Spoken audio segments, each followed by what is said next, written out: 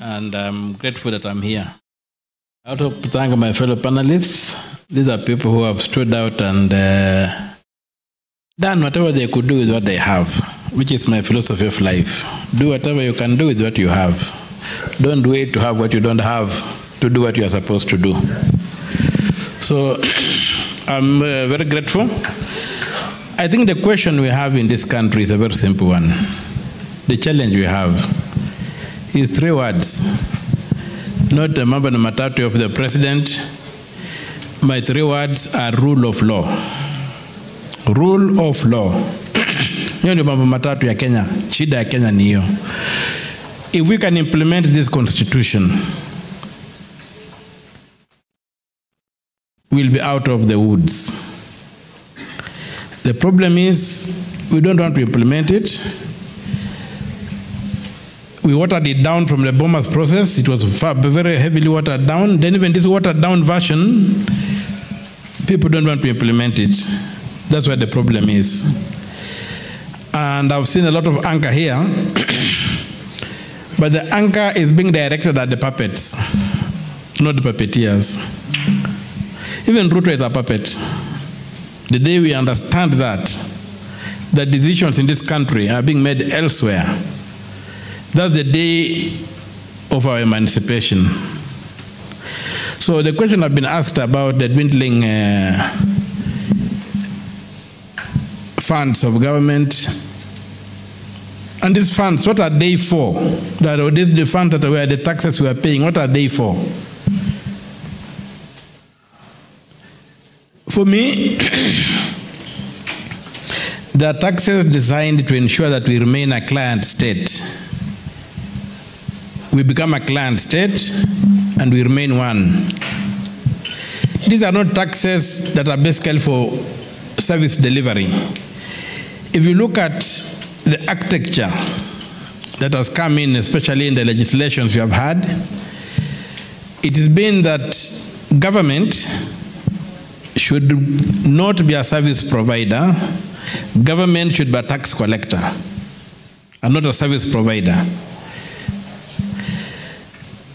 When the president forms a task force to audit the national debt, and he doesn't put a pause on paying that debt, what is he up to? If you don't know what you are paying, why are you continuing to pay? That is the kind of games you don't want. And he is a puppet for those who are driving a neoliberal agenda in this country to reduce us into modern slaves who are tenants paying rent in their own country. You were paying rent to be in Kenya. So who are we paying that rent to? So I think that if we implemented our constitution, beginning with chapter 1, that the people are sovereign, and we decided to say we are sovereign, and we put our foot down, and dared whoever wants to dare us, that we are a sovereign people, we shall begin putting a solution to the issues we have. Otherwise, we shall continue engaging outside the arena. Sometimes I like watching American wrestling. Not the traditional wrestling, but American wrestling, where people throw each other out and club each other out of the ring, and the referee does not see it, does not count. So that's the kind of thing I'm seeing in this room. A lot of anger, but fighting in arenas that will deliver nothing. For the short time I've been here, I've had people agonizing. I've not had anybody organizing. There's a lot of agonizing, there's a lot of complaining, there's a lot of whining. I even saw one complaining about my committee yesterday, which was interrogating this thing of the oil, the importation of oil, that this is why we are getting shocked that KBC was the Kenya Commercial Bank is about to collapse because of the pressure it was put upon to finance these tags to bring in so-called cooking oil and stuff. So let us come back and say, what do we need to do to implement our constitution? Let us not get distorted into this debate that will not deliver. We can argue the question of debt until the chickens come home. You are not going to get anywhere. What I want to see happening, how do we organize to be the sovereign people that chapter 1 of the Constitution opens with? The only thing I agreed with is somebody who said that Parliament virtually and the State House were dissolved the day demonstrators got into Parliament and the MPs ran away. The delegated power for me, for all practical purposes, was withdrawn. And right now the government we have, whatever you call it, broad-based or whatever, it is a government that is in place by force of arms.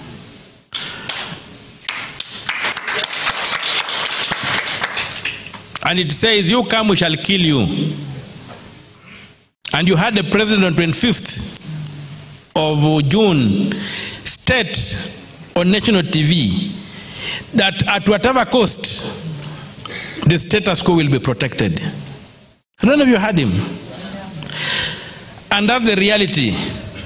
So the question should be that on your mind should be that how do we defeat this military organization as a people? Do we keep on throwing our bodies at it and being mowed down? Or within the system, are there spaces within which you can organize and legitimately take over the power and implement the agenda in Article 1, that the people are sovereign? Nothing else matters. Everything else is anchored on that particular phrase. Right now, the people are not sovereign. That's why, for some of us who are older, have seen, at independence, we got a semblance of a state. But if you look through time, and I want to give you the question of construction of roads in this country. We used to have the Ministry of Roads, or Ministry of Work, Public Works and stuff. She has kept on changing this name, but it basically did public works. It had caterpillars, even in the villages where we were very far from Nairobi, in the border of Uganda, you could see government caterpillars building roads, caterpillar tractors. Today, they came up and said, instead of saying that this ministry should be strengthened and if there's any mismanagement, we deal with it, they said dissolve this ministry, create organizations, there are 4 organizations. There's a mother organization called the Kenya Roads Board at the top. Underneath, we have got the Kenya National Roads Highway for building trunk roads. Then you have got the Kenya Urban Roads, doing the urban roads. Then you have got the Kenya Rural Roads Authority doing whatever, the rural roads. I've looked around. These people don't even own a spade. There are bureaucracies for processing tenders. There are bureaucracies for processing tenders. The last 30 years, I've had an office at NSSF. And I've been observing something that may escape many people. NSSF is a government body. It requires to have the security mechanism, people, these watchmen, the security guards. NSSF keeps on contracting, issuing tenders for different companies to come after a period of about 3 years. They say they've changed whoever is supplying the tender, whatever. One thing I've noticed, most of the guards there just change uniform. They tell you it's a new company, it has been given a tender, but people who have been there for 30 years, I keep on seeing the same people changing uniforms. But then, you go that we look at what NSSF is paying per watchman, and what then those tender holders pay that person is terrible.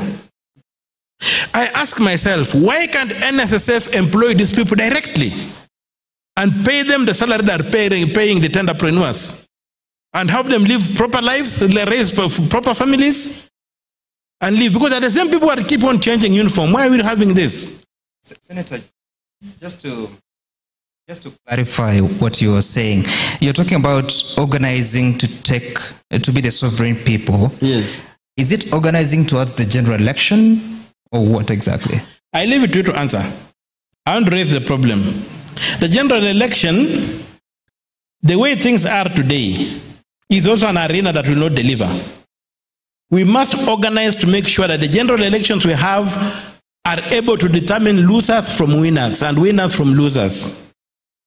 Okay, all right. So what I'm saying is that we need to look at the institutional framework and go back to the drawing board and begin organizing.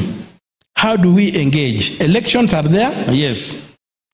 But the problem is so deep that I want people to understand. And the reason I was giving this narrative of roads is that towards the end of Uhuru's government, I managed to push the government to allocate money to a road in Busia. This road is 22.5 kilometers. It was to be tarmacked. Money was given to Kenya Roads Board. Kenya Roads Board goes and gets the implementing agency, which is KERA. The first thing I'm asked when the money is given to KERA, part of the money is given to KERA, I'm called and said, Mheshimiwa, we have got money to start building a road. Do you have a contractor? I said, I've never built a road in my life. I don't even know into contractors. So in the discussion, I told the MD, what I want is a road. I don't have a contractor. Then I don't know, somebody tells me, you know, you're a politician, and I know you've got many needs. And if you have a contractor, then you'll be able to get some money given to you for your things. So I said, I don't want that. So I insisted, and I kept off. Eventually, they did the tender. They identified their contractor. Somebody comes on the ground. Then I noticed something very strange. You know, these cubicle, these things where the squares where they build the sites. The kind of iron sheets the fellow was using to fence was really one that was really had been used over and over and over. Then I began wondering, does this man have the capacity to do a road worth 2.5 billion? So, to cut a long story short, he brings in equipment, looks funny, he begins building the road. I decided to hire a firm of private engineers to do an audit of what is happening. Then I realized the road had been narrowed, the specifications, the tarmac was thinner, the foundation, most of the part was, they were compacting the earth, not putting in stones. So the report is done. I go with the report back to the Kenya Roads Board. I say, look at what's happening. And these people say they are suspecting about 41 million shillings has not been factored into the project. They would have been given only 150 million to do a section and a bridge. So I go to Kenya Roads Board. They look at the report from this private firm I had hired to audit the project. So they hired their own auditors to go on the project site. And they discover that it's not 41 million missing, it is 60 million that has been taken out of 150 million. That's almost half. Has been taken out. Showed work is being done. The money is there, and the project is behind time. It was supposed to take 6 months. This was about 2 years later. Now, a road the 22-kilometer road that is fully funded, that should have been built about 6 months ago and completed, has only been built 1.3 kilometers. And now they want to begin revising the costs because they felt the money that was given was much more than the cost of the road. Right. So they have to hang around to still. So that is the depth of the problem. Okay. It's not a question of it's not a question of politicians. Yeah. Because I've heard a lot of people talk about politicians. The road goes the whole way. All right. And we must begin cleaning it from there. All right, Senator. We'll come back to you. Wanjiru, really, as he says, it's not just about the political class or about the politicians. It is a solution that has to, should I say broad-based, that has to come from every corner of this country. What are your thoughts surrounding that? Thank you so much, Sam. And